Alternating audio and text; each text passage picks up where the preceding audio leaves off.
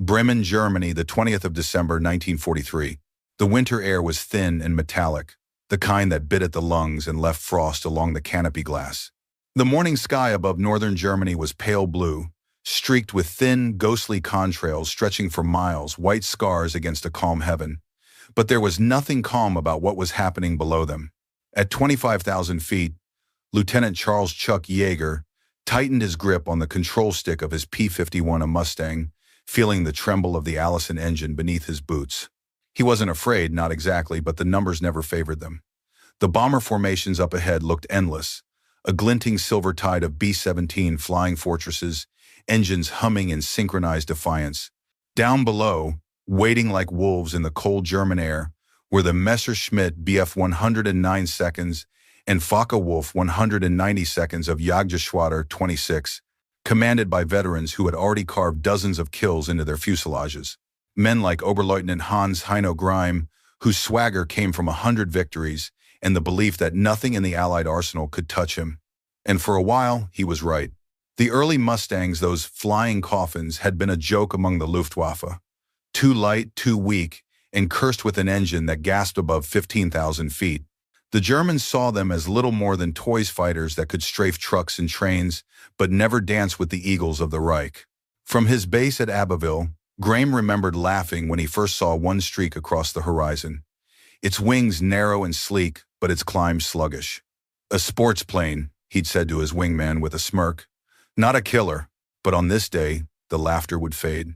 The rumble of the B-17 seconds reached them like distant thunder. 64 bombers, part of the 379th Bomb Group, moved in tight formation toward Bremen's industrial district. Their target, the Focke-Wulf assembly plant, the beating heart of German aircraft production. The Luftwaffe scrambled. Dozens of fighters rose to meet the intruders. Grimes' radio crackled with static and clipped voices. Achtung, feindliche Bomber über Oldenburg. They climbed, sunlight flashing off their gunmetal wings, engines screaming as they arced upward through vapor trails. The Mustangs, outnumbered and underpowered, strained to keep pace. Chuck Yeager's breath fogged his mask. He could already see them, black dots weaving through the contrails above. The Germans came in pairs, diving fast, closing the gap with terrifying precision. His squadron leader's voice echoed in his headset. Blue 2, keep high cover. Don't let them dive through the formation. Then the sky erupted. Tracers zipped past like fireflies, and the first bomber peeled away trailing smoke. Another exploded in a bloom of orange flame, its tail spinning like a comet. The Luftwaffe tore through the bombers, their cannons shredding aluminum and flesh. The P-51 as tried to intercept, but their engines struggled in the thin air. Yeager saw one of his own, a friend from flight school, dive to escape a Messerschmitt, his canopy peppered with holes. They called it the longest day in the air, but for the Mustang pilots, it was something worse: humiliation. Back at base, the survivors sat in silence, faces gray with exhaustion. The Allison engines had overheated. The climb rate had failed them. The Luftwaffe had dominated again. Graham's men celebrated that evening in Abbeville, toasting their kills with schnapps. On a chalkboard, they scrawled a joke. Mustang too pretty to fight. But deep in England, in the cold hangars of Rolls-Royce, a small group of engineers was already tearing into the heart of the problem, and what they were about to build would change the air war forever. East Reetham Airfield, England, March 1943. Rain lashed the tarmac, a steady gray curtain that blurred the horizon into a smear of smoke and steel. The air reeked of oil and wet canvas. Inside a drafty hangar, a group of American and British engineers worked in silence, sleeves rolled up, faces streaked with grease. The object of their obsession sat in the center of the room, a Mustang stripped bare, its sleek fuselage open like a patient on an operating table. Lieutenant Colonel Thomas Hitchcock, the U.S. military attaché to London, paced behind them, his boots clicking against the concrete. He had seen enough wasted potential in the air to last a lifetime. The Allison engine had betrayed them. It was fine for low-altitude work, but above 15,000 feet, the P-51 lost its breath. Meanwhile, the German Bf 109 seconds hunted freely in the cold blue above Europe, while American bombers were torn apart without cover. But now, in this rain-soaked hangar, everything was about to change. At the far end of the room stood a man with a soft British accent and a sharp mind. Stanley Hooker, chief engineer at Rolls-Royce. On a crate beside him sat the engine that would rewrite the future, the Merlin 61. The same heart that powered the Spitfire Mach IX, a masterpiece of British engineering known for its ability to climb like a hawk and roar above 30,000 feet without faltering. Hooker placed a hand on the engine's casing and smiled faintly. "Gentlemen," he said, "this may fit your Mustang like a glove, or it may blow it apart, but I rather think it'll fly." They called it a gamble. They were wrong. When the P-51B prototype finally took off, the airfield fell silent. Test pilot Ronald Harker eased the throttle forward. The Merlin roared a deeper, hungrier sound than the Allison ever made. The Mustang leapt off the runway as if impatient to prove itself. Within seconds, it was climbing faster than any Mustang before it, slicing through the rain clouds and vanishing into gray. 5 minutes later, it reappeared, banking low over the field, the sound of the engine echoing through the Norfolk countryside like a promise. Harker's voice crackled over the radio. "Gentlemen, this is not the same airplane." The numbers confirmed it. Top speed, over 430 miles per hour. Range, more than 1,000 miles with drop tanks. Service ceiling, over 40,000 feet. For the first time, the Allies had a fighter that could go the distance from England to Berlin and back again. Soon after, the transformation swept across the Atlantic. At Inglewood, California, North American Aviation retooled its production lines. The P-51D, the definitive Mustang, began to take shape. A bubble canopy for visibility, 6 .50 caliber Browning machine guns, and that glorious Rolls-Royce heart beating under the hood. Meanwhile, in briefing rooms across England, bomber crews heard the news in disbelief. For months, they had flown without escorts deep into Germany, their losses staggering: 60 bombers lost in a single raid, hundreds of men missing or dead. They called it Black Thursday, and it haunted every mission. But now, they were told, a new kind of guardian was coming. In the mess hall at Thorpe Abbott's, home of the 100th Bomb Group, a weary gunner named Jack Hughes read the bulletin aloud. "Long-range escort fighter, now operational P-51 Mustang." He looked up and smiled faintly. "About damn time," he muttered. The Germans noticed, too, though at first they didn't believe it. Recon reports described a strange new Allied aircraft crossing the Dutch coast at impossible altitudes, diving with Spitfire agility and climbing faster than any Thunderbolt. The Luftwaffe command dismissed it as exaggeration. But soon, the rumors grew. "Langstreckenjäger, long-range hunter," they whispered. In April 1944, the first Merlin-powered Mustangs joined the 8th Air Force for a test mission over Germany. They escorted bombers not just to the French coast, but beyond Cologne, beyond Hanover, all the way to Berlin itself. As the bombers formed up over the target, the German fighters rose to meet them, confident as ever. Then they saw them silver shapes glinting in the sun, diving fast from the clouds. It was the first time in the entire war that German pilots faced a fighter that could chase them home. And somewhere over Berlin, a young Luftwaffe ace named Otto Kittel radioed back to base, his voice uneasy. These Mustangs, they don't turn back." That was the moment the legend began. Over Germany, the 8th of March 1944. At 27,000 feet, the sky looked peaceful, soft ribbons of cloud, the faint shimmer of sunlight on silver wings. But beneath that calm, war was being waged at the edge of human endurance. The 8th Air Force had launched another daylight raid deep into the Reich, over 1,100 bombers, escorted now by something entirely new, P-51B Mustangs of the 4th Fighter Group. Their mission wasn't just to protect the bombers anymore. They were to seek and destroy the Luftwaffe wherever it dared to fly. Captain Donald Blakesley, a hard-edged Ohio farm boy turned squadron leader, led the formation with his trademark calm intensity. He had once flown Spitfires for the RAF, but now, sitting in the cockpit of his Mustang, screaming Mimi, he knew he was holding the future in his hands. He radioed his group.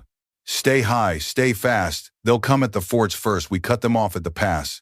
Below, in the clouds, Oberleutnant Hans Grime and his squadron from JG-26 climbed to intercept. He'd fought this battle 100 times before, the same silver bombers, the same sluggish escorts that never lasted long at altitude. But something was different today. Contacts, 11 o'clock, hi, his wingman shouted. Graham squinted, their tiny specks glinting against the sun. At first he thought they were Spitfires. Then he saw how fast they were climbing. No Spitfire could do that. Within seconds, they were on them. The sky exploded into chaos, contrails twisting, engines screaming, tracers streaking through the frozen air. Graham rolled into a defensive turn, but the Mustang followed impossibly tight, impossibly fast. His warning light blinked red. "How can they stay with us?" his gunner cried. He dove, leveling out at 18,000 feet, the wind shrieking past his canopy. The Mustang stayed glued to his tail, its 6 Brownings spitting fire. Bullets tore through his fuselage. Fragments of aluminum and smoke filled the cockpit. He bailed out seconds before the Messerschmitt disintegrated into the forest below. It was the first time in his career he had been hunted. All across Germany that spring, similar scenes unfolded. Luftwaffe pilots who had ruled the skies since 1939 now found themselves outnumbered, outflown, and outlasted. The Mustangs didn't just defend the bombers they pushed forward. Groups like the 357th, the 352nd, and the 336th Fighter Squadrons began fighter sweeps far ahead of the bomber streams, ambushing Luftwaffe units as they scrambled from their airfields. For years, German pilots had been told that no Allied fighter could reach them so deep in their homeland. Now, the impossible was happening. Mustangs strafed airfields at Kassel, Leipzig, Magdeburg. Hangars burned. Fuel depots exploded.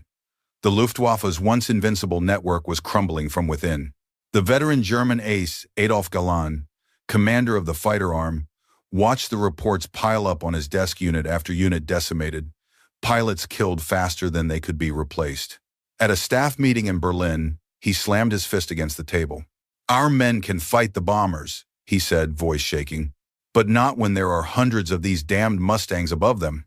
By mid-1944, the balance of the air war had inverted completely. The average Luftwaffe pilot now had less than 10 flight hours before facing combat. The Mustangs, flown by battle-hardened Americans and British veterans, swept the skies clean. The hunters had become the hunted. For the bomber crews, the change was life itself. Tail gunners who once stared helplessly as German fighters sliced through their formation now watched with astonishment as silver shapes streaked down from the sun, Mustangs diving straight into the enemy swarm.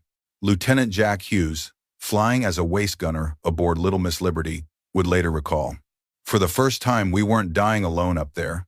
The Mustangs showed up, and suddenly the wolves were running." Above the smoke and ruin, a new sound ruled the skies, the deep, confident growl of the Merlin engine.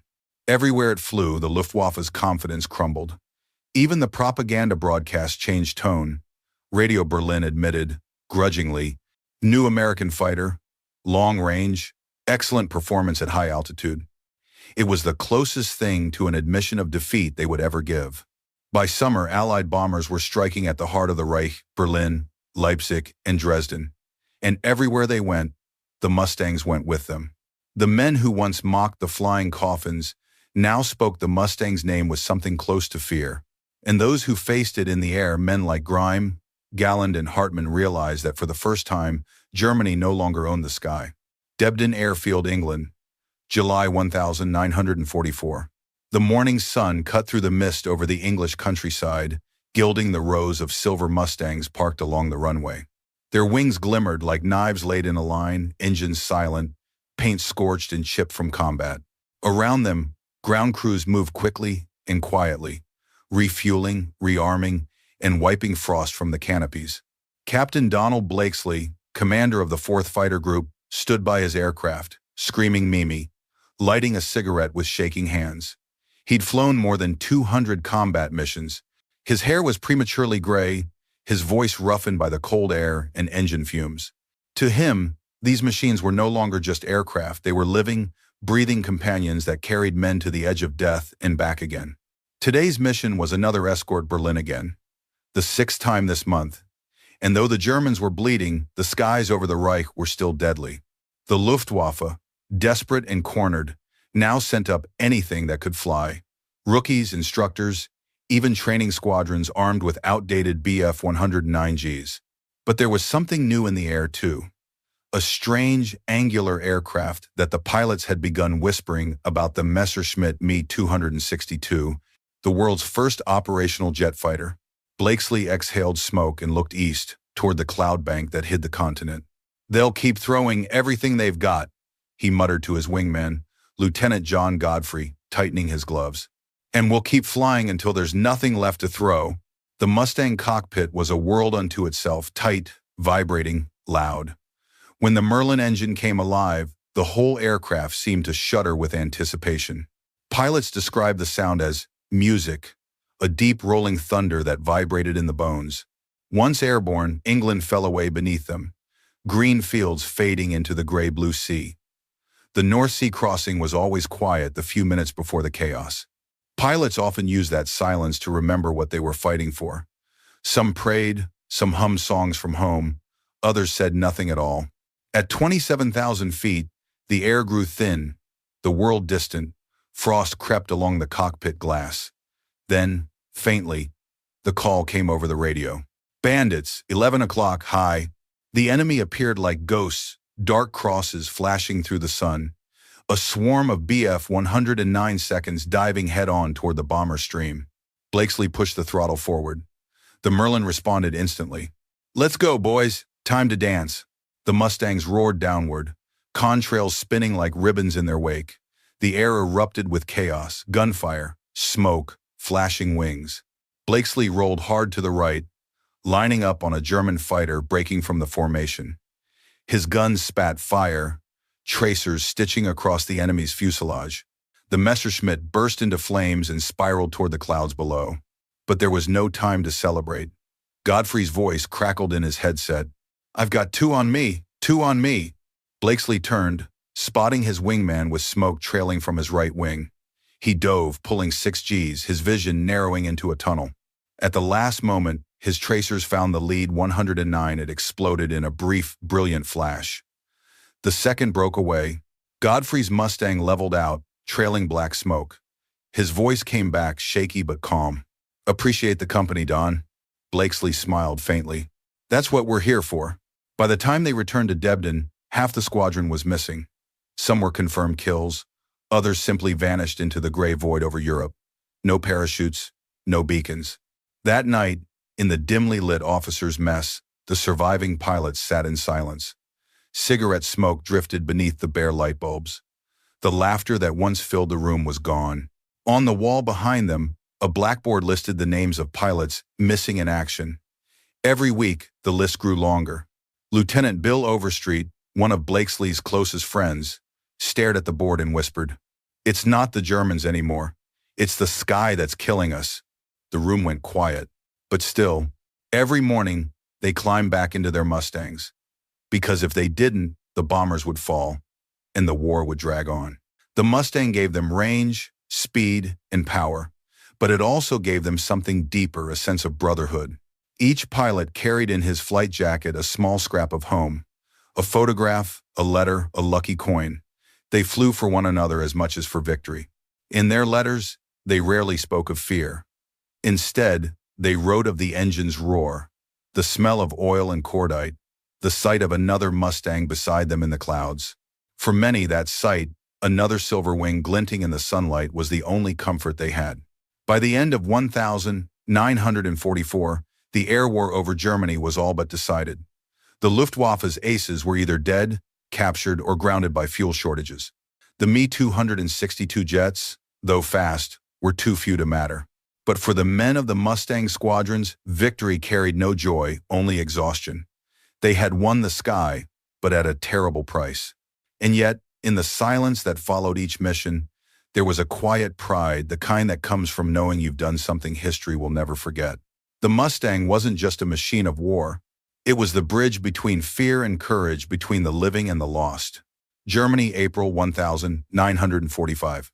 The sky over Europe had changed. Gone were the dense black clouds of flak, the endless dogfights that once painted the heavens with fire. Now, the air was quiet, eerily quiet. The Reich was collapsing. Its cities lay in ruins, its airfields smoldering with the carcasses of what had once been the pride of the Luftwaffe. From his Mustang cockpit, Captain Chuck Yeager looked down at the shattered landscape below. Rivers glinted like broken glass, and roads crawled with convoys of surrendering soldiers. He switched off his gun sight. There were no targets left to chase. The war in the air was over, and the Mustang had won it. 3 years earlier, the Luftwaffe had dominated the skies with near-mythic confidence. Its pilots, men like Gallen, Hartmann, and Graham, had seemed untouchable. Their Messerschmitts had ruled the early war, from the Blitz to the steppes of Russia. But by 1945, the balance was irreversible. The once proud fighter arm had been broken not by a single battle, but by exhaustion of men, of machines, of fuel, and of hope. When the Mustangs came, they didn't just fight, they hunted. They swept across Germany in waves, striking airfields, rail lines, and convoys. Every sortie the Luftwaffe launched met the same fate: swarmed, outflown, and outgunned. In early 1945, during Operation Clarion, over 2,000 Allied aircraft, many of them Mustangs, blanketed Germany's heartland in coordinated strikes that shattered what remained of the Luftwaffe's logistics. By April, German pilots were flying with barely an hour of fuel per mission. Many never even took off. They were destroyed on the ground before the engines could warm. Even the mighty Me-262, the jet that Hitler had called his miracle weapon, could not turn the tide. Fast as it was, it needed long runways and vulnerable takeoff times. Mustang pilots learned to wait, circling high above, striking the jets as they climbed, helpless and slow. The Luftwaffe's final generation of pilots, many barely 20 years old, faced the Mustang with trembling hands and empty tanks. For them, the war was already lost before it began. One of those young men, Unteroffizier Karl-Heinz Wendorf, recalled the moment he realized it was over. We could see them before we even left the ground, silver dots circling above the field. They waited like hawks. When the first of us tried to climb, they came down, one after another. I had never seen aircraft move like that, as if they owned the air itself. We didn't hate them. We just knew the war was finished. By mid-April, Wendorf's squadron ceased to exist. His commanding officers surrendered their last surviving aircraft to advancing American troops. The pilots were ordered to destroy their own machines, an act that felt less like defeat and more like burial. Back in England, the mood was different, but no less somber. At Debden, Bottisham, and Steeple Morden, the airfields once filled with the roar of engines now echoed only with wind. The pilots who had survived, men like Blakesley, Yeager, Kidhofer, and George Preddy, returned to find their names written on lists of glory and loss. Preddy, one of the greatest Mustang aces, had been killed by friendly fire just months before victory. They had won the War of the Air, but at a terrible price. When Victory in Europe Day arrived on the 8th of May, 1945, the sky above London was filled not with fighters, but with silence, a silence so deep that it felt sacred. The Mustangs sat quietly on the runways, their wings gleaming in the spring sun. The men who had flown them walked among them, hands brushing over their metal skins, remembering every vibration, every roar, every friend who never returned. One pilot wrote in his journal that night, "We thought the sky would always belong to the Eagles, but it was the Mustang, not the strongest, not the heaviest, but the most faithful that carried us home." Epilogue: the legacy of the Mustang. In the years that followed, historians would call the P-51 the finest piston engine fighter ever built, a perfect balance of range, speed, and grace.